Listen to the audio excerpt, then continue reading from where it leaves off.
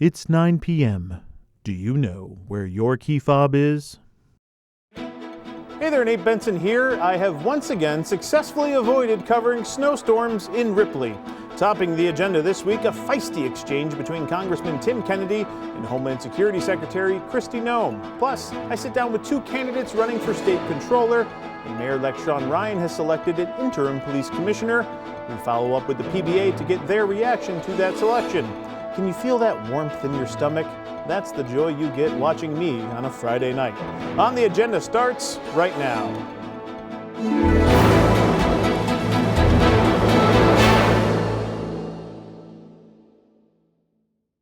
The agenda goes to Washington for a bit of a testy exchange between Congressman Tim Kennedy and Homeland Security Secretary Kristi Noem.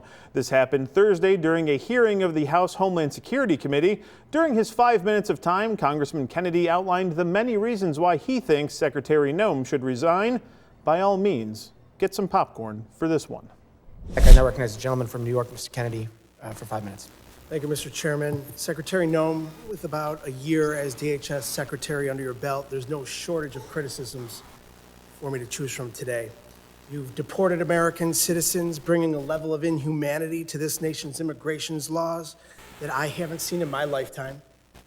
You've terrorized communities, including my own in Buffalo, New York, vowing to go after the worst of the worst, but instead detaining women, children, and hardworking individuals in pursuit of the American dream.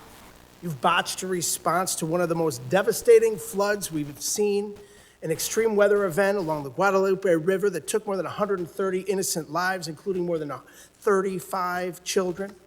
Central Texas waited days for your agency to respond because of the reckless policies you've implemented. Your FEMA lead was missing in action, completely unreachable, as were FEMA's call lines, with 84% of calls unanswered on July 7th. 3 days after the floods.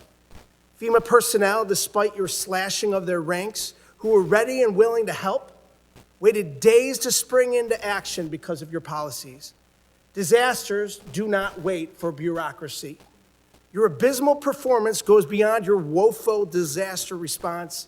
You've also taken a sledgehammer to FEMA's recovery, preparedness, and mitigation missions. You canceled more than $4 billion in building resilient infrastructure in communities funds, a program that helps communities reduce their risk of natural disasters. You withheld millions in FEMA funds for emergency alerting infrastructure found to be in violation of the Impound Control Act. You, perhaps most critical to my state of New York, canceled more than 90% of New York State's Homeland Security Program funding, including $134 million in urban area security initiative funds for New York City's greater metropolitan areas. You have mismanaged these grants to the point where cities and states, including New York, are suing you to recover counterterrorism funding that's lawfully theirs and that Congress intended for them to receive. It's a tragedy that we're here today discussing these cuts to counterterrorism and security grant funds for a city that was the main site of the September 11th attacks, the entire reason your department was established in the first place. As the ranking member of the Subcommittee on Emergency Management, it's my responsibility to show the American public how you've systemically upended FEMA and emergency preparedness as we know it. So I have a couple of questions. Simple yes or no answer will suffice. Would you agree with the national security officials' assessment that the United States has been operating in a heightened threat environment for several years now? Yes. Yes or no? Would you say New York City is susceptible to these kinds of security threats? Yes, and that's why they should spend so with New York City being the number one terrorist target in the nation, the federal government gave them with New York City being the number one, I reclaim my time, with New York City being the number one security threat in this nation, it's unconscionable that you would cut $134 million in urban area security initiative funding for the city of New York. What compelled you to knowingly make our cities less safe with these funding cuts? What compels you, your mayor, and your governor to release thousands of criminals on the streets rather than to turn them over to ICE? You'd rather release Secretary Noem, a murderer out onto your street, you cut a rapist on your $134 street, million and honor our detainers. in You should funds honor our to detainers support the against violent security criminals of to get New them York out of New York City City. and the state of New York, the number one threat in this nation. In your own words, your cuts are blatantly political, callous, and outright dangerous. It's clear you have no interest in countering real threats in the homeland. While high-risk cities and disaster zones wait for help, you've devoted the past 11 months of violent raids, anti-police policies, and nonstop photo ops. You've brought shame to a department that was created after 9/11 in a time of unity to protect our people. Your failure to lead is a direct threat to the homeland security in our nation, and you should resign immediately. I yield back. Well, that certainly escalated quickly now, didn't it? Shifting gears to some local news. As I mentioned last week, Mayor-elect Ryan is beginning to build out his cabinet of deputies and commissioners, and one of the ones he announced this week was an interim police commissioner. The Ryan administration is conducting a nationwide search for a new top cop in the Queen City, and while that's happening, someone has to mind the store, so to speak. One tenacious journalist worked his sources all week and broke that story for us here at Channel 2. You know, I'm going to keep going. I know him, you know him, we all love him. We now go to junior police correspondent Nate Benson with that breaking news and then a response from the Buffalo PBA president that my colleague Claudine Ewing gathered on Thursday. Hey there, Nate Benson here with a bit of breaking news this morning. I've been able to confirm that Mayor-elect Sean Ryan will be selecting Craig Macy as the interim Buffalo Police Commissioner. Now, Macy was originally appointed Chief of Detectives for the Buffalo Police Department back in October of 2022, and he just recently departed the department. He is now the head of community security for the Buffalo Jewish Federation. However, he's been tapped by Mayor-elect Sean Ryan to return to the department in an interim capacity as commissioner while they conduct their nationwide search for a full-time commissioner. John Davidson, the Buffalo PBA president, just spoke to me a short time ago. He says that Macy's very well regarded amongst rank and file officers in the police department, and certainly this comes at a time of transition for the Buffalo Police Department as a new contract is being negotiated and will continue to be negotiated under the new administration. So certainly someone familiar with the inner workings of Buffalo Police right now in an interim capacity could certainly play a role in that right now. So this is still a developing story. The Mayor-elect Ryan administration didn't have any further comment at this time, simply saying that they will be announcing additional commissioners in the coming days. You may have seen Craig Macy at press conferences when the Buffalo Police announced arrests in big cases. Before retiring on August 30th, he was chief of detectives. Macy then took a job as senior director of community security with the Buffalo Jewish Federation. I think Craig Macy is a leader. That's the president of the police union talking about Macy, a veteran who served in Iraq and Afghanistan. He demands excellence. Both men worked together early in Macy's career, which spanned 17 years. Does the union prefer somebody who's already familiar with the department, or would you want somebody from the outside to come in and bring new ideas, new flavor? I would say that the union's willing to work with anyone. I think that there's a lot of talent here in Buffalo, New York, but if there's talent elsewhere that would be more suited for the department, that's up to the city. Mayor-elect Ryan's national search for a permanent commissioner continues. Whoever gets the job will need to deal with the new police contract, as many officers contemplate retiring. The sticking point, health insurance coverage once they leave. It's difficult to retain right now because we have some things expiring from the last contract and some MOAs that make it difficult to stay on if you can retire. And to recruiting officers, that's a much bigger question. I think it's difficult to find someone to sign up to be a police officer and live under the scrutiny of being a police officer the way that maybe it's portrayed these days. Macy is credited with helping the department have a 98% homicide clearance rate last year. Current Commissioner Alfonso Wright is expected to retire. On your side in Buffalo, Claudine Ewing, Channel 2 News. Next on the agenda, what does a state controller even do? Beats me, but I sit down with two candidates who are looking to challenge Tom DiNapoli as the fiscal watchdog of New York State. But first, a look at the weekend weather. Hey Dan, what's the weekend weather this week? Is it good or bad? Wintry. Wintry, okay.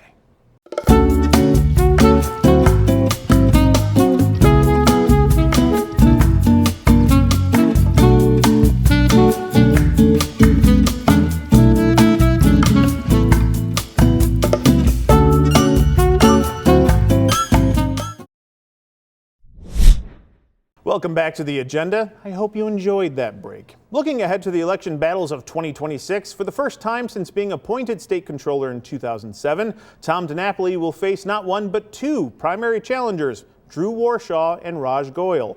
I sat down with both of them this week to learn why they want a job that many people don't actually understand.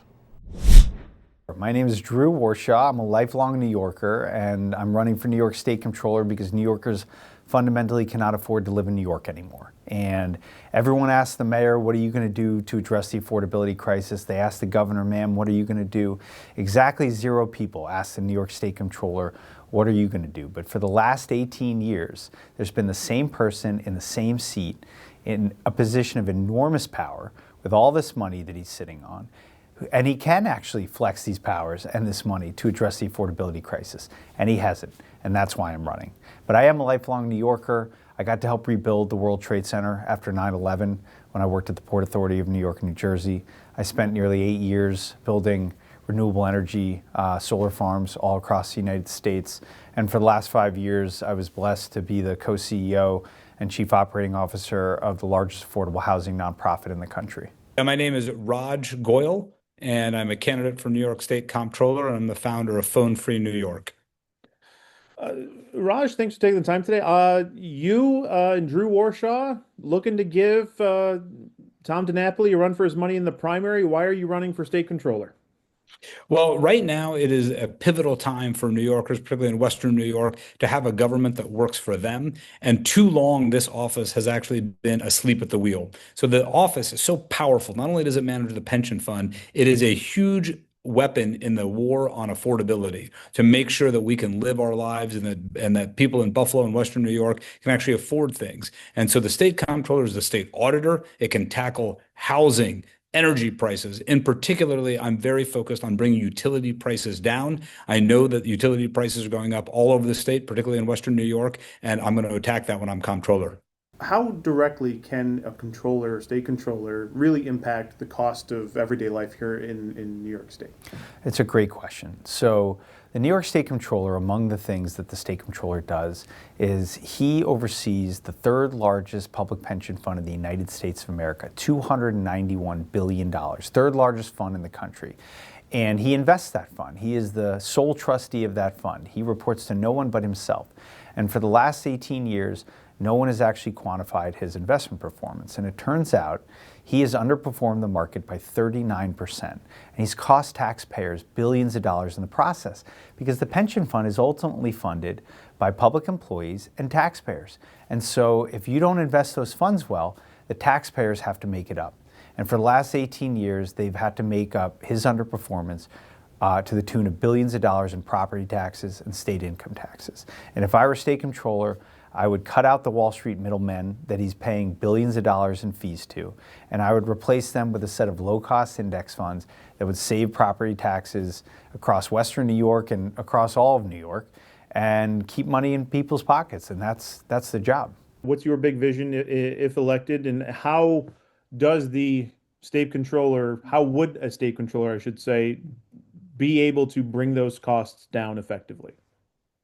Well, it's one of those things, Nate, where we don't even understand the powers of the office because the office right now has been so inert and has been so useless actually in people's daily lives. So the way it works is that the state comptroller is the state auditor, the chief investigator of every penny of public spending in New York State really is under the purview of the state comptroller. So heretofore, that person has not audited the Public Service Commission, has not used it as a front forward weapon to say we must actually be we must fight for middle class taxpayers and make sure that actual average families are getting the benefit. So right now it's an Albany insider process. So via the auditing function itself, it can be very powerful. And again, on childcare, on housing, returning unclaimed funds, which right now there's $20 billion in unclaimed funds, and he's given away less than around $100 million a year. And I ran a technology company. I know how to build these systems. We will give that money back much faster and in a much more fair way. One more to go on the agenda. I sit down with the state DOT to talk about those Kensington Expressway listening sessions and try to clear up some misconceptions the public still has. We'll be right back after Devin pays his bills.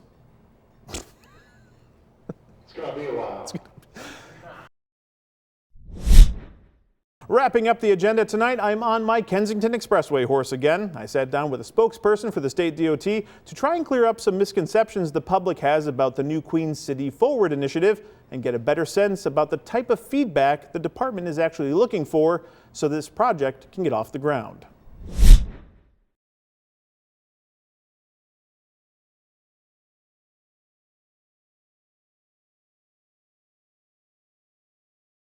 From our perspective, we thought it was a great success. What we wanted to see was people get out there and come and talk to us, and they did in droves. I think you estimated about 200 people at the meeting. We had more than 150 sign in. That doesn't count the people who may not have signed in. It certainly seemed like a lot of people. I thought we had some robust conversation. We'd like to see an even greater variety of opinions and feedback because we're really trying to get to everybody. And I think we might see that as we move forward and as we sort of expand geographically. But for this first meeting, I thought we had a lot of people come out. We had some good conversations. I thought that a lot of people came into it with an open mind. So we're pleased with how this first one went.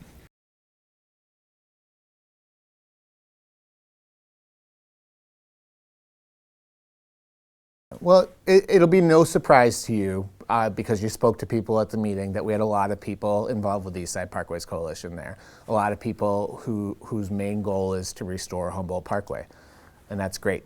We want them involved. They're an important voice. They came out and showed us their passion about it, and we knew they were passionate going into this.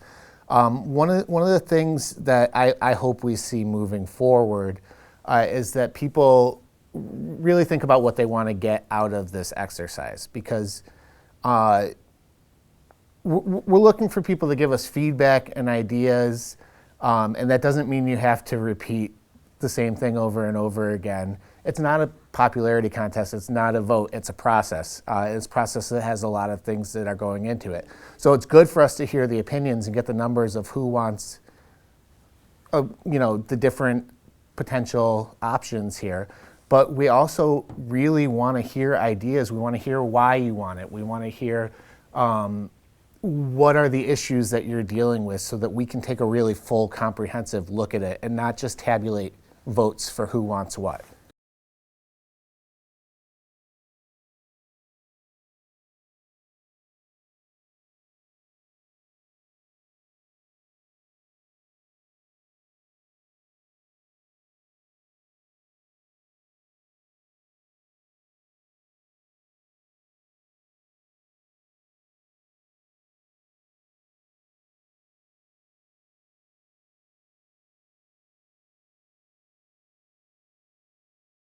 In some ways, it's a volume game, yes, because we want to know what the majority of the people want or what the consensus is. But it's not just that, because as people have told us at the meetings, we need to take into account the health and environmental factors of the people that live around there. We need to take account what's feasible, how it weighs on the municipal governments, depending on what project we do, how it affects emergency services, how it affects those arterial roads. There's so many things that go into it. So I just don't want people to walk in thinking that they're voting. That's not what this is. They're certainly expressing their opinions, and they're certainly giving us feedback, and it's going to be very important in what we do. But this is a multi-stage process, and the more information you can give us, the better off we're going to be, and the more we can use what you say.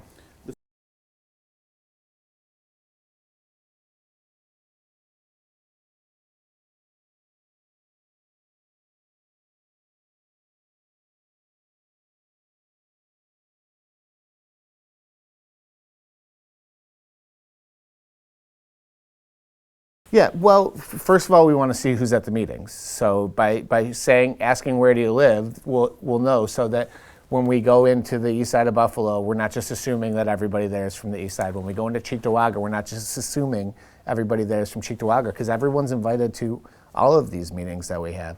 And then when we say where do you go, we're trying to look at where those people live and how we're trying to gauge how they're using the Kensington Expressway right now. So a lot of people told us that they're taking it from their homes, and we had people from all over the city this time, to downtown. You know, that was the majority of how people use that. So that helps us basically get an idea of how the people that are at the meetings are using it. You know, the sticky notes are sort of a brainstorming thing. So I heard someone say, you know, they're listening by using sticky notes. I would argue, no, we're listening by listening. That's why we have all of the staff there, so you can go up and have those one-on-one conversations, really tell them what you think, and be able to ask them questions that you can get direct answers to from staff. The sticky notes are part of a brainstorming exercise where we're getting people thinking about those things. And then we have the comment cards. And some of the best stuff we got was from the full comment cards, because you can only put so much on a sticky note, right? But you have a chance to fill out long form, put your thoughtful ideas down, and submit those into the record. And those are used toward the scope as well. So, you know, people saw the sticky notes, and I think they got a little transfixed on it. And that was one of the things that we're doing to help try to stimulate the conversation. But it's not going to be like, all right, we have 100 sticky notes that say one thing, 50 sticky notes that say another thing, that's our decision. That's not how this works. I can't say enough, this is a process that involves a lot of different things, and this is our chance at the very early stages to help people sort of direct us in that process.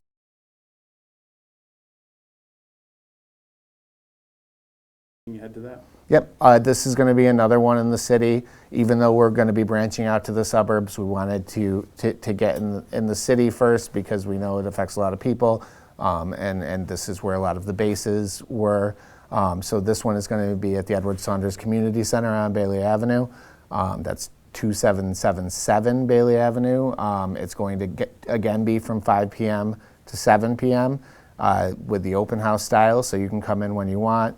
We'll have the displays up again. The people who came the first time, if they have more to say, we welcome them back. We know a lot of people will want to come back and talk to us again.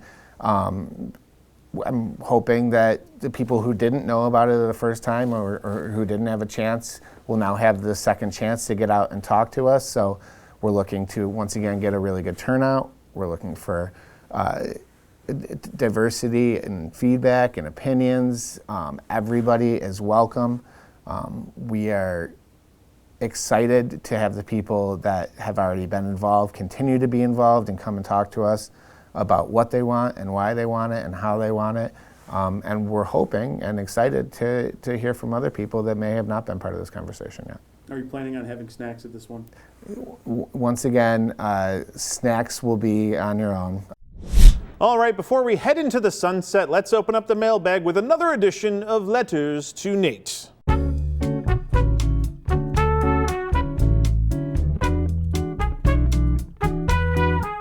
This week's letter, Dear Nate, what do you want for Christmas? Honestly, I want AI tech companies to stop trying to suck the joy out of my life by replacing the things I enjoy with slop. Like, I enjoy making music, I enjoy painting, I enjoy creative things. What I don't enjoy is prompts. I don't enjoy the prompts. If tech companies could figure out a way to, make my actual job easier, I would use the heck out of that tool and have more time to go paint or make some music. That's what I want for Christmas. Next week on the agenda, how many birds are given in the 12 days of Christmas? The number might just shock Western New York and cause panic. Thanks again for watching. Remember, the news never stops on WGRZ.com. I'm Nate Benson, and we'll see you at the next one.